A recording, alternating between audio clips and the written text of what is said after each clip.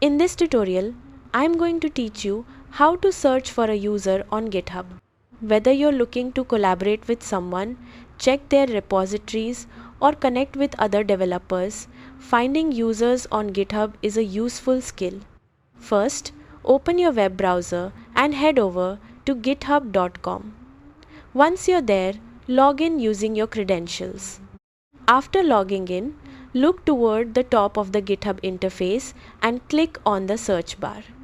This is where you can search for users, repositories, code, and other content across GitHub.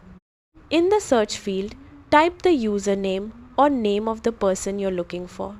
If you know their exact GitHub username, enter it here for more accurate results. Once you've entered your search term, press enter on your keyboard to run the search.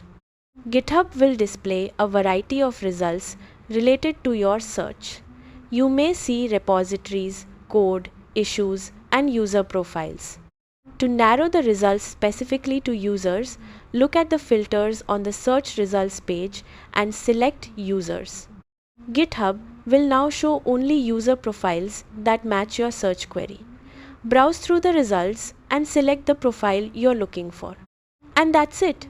You've successfully searched for a user on GitHub and filtered the results to find the right profile. Thanks for watching.